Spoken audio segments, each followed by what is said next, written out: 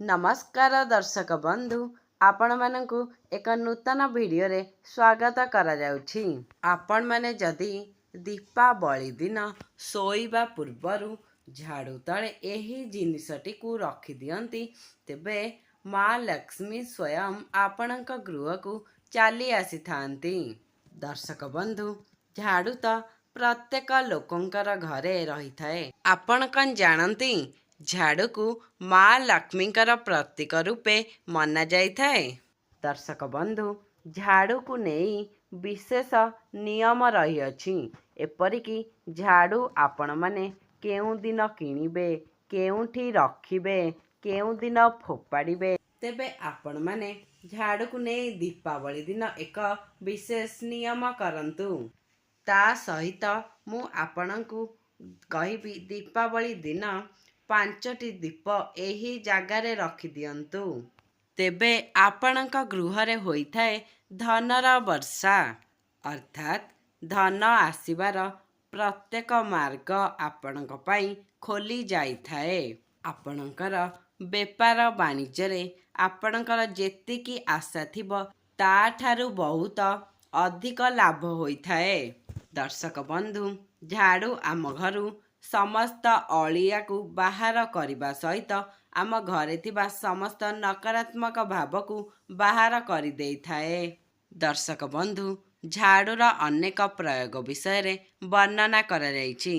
आज मु सेही प्रयोगरु किछि विशेष प्रयोग कथा एही वीडियो रे आपण मानंकु जणाइबाकु जाउछि, जहार प्रयोग द्वारा आपणक जीवन रे चालुथिबा समस्त समस्या को आपण दूर करि पारिबे।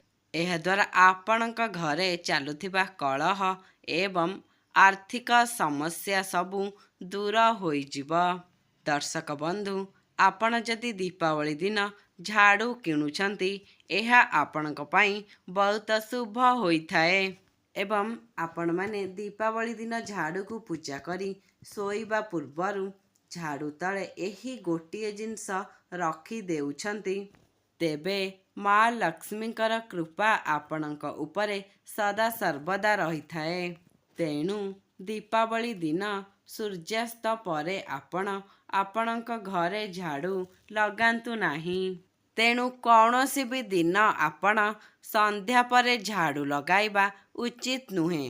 शास्त्र अनुसारे आपण जदि संध्या समय ओ संध्या परे घरे झाड़ू लगाई थांती तेबे माँ लक्ष्मी आपणक गृह को परित्याग कर देई थांती। सूर्यास्त परे झाड़ू सहित पोछा मध्य लगाइबा उचित नुहे।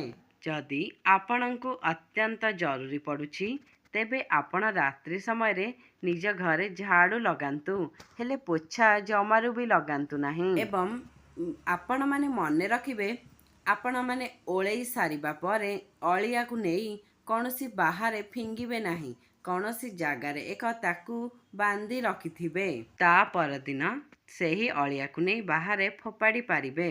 एही सबु कथा दीपावली रे आपण मानकु मने रखिबार अछि। आपण दीपावली दिन सोइबा पूर्वरु झाड़ू तले एक मयूर पुच्छ रखि दियंतु, कारण मयूर पुच्छ आपणक घरु नकारात्मक दूरेई देई सकारात्मक वृद्धि करिथाए।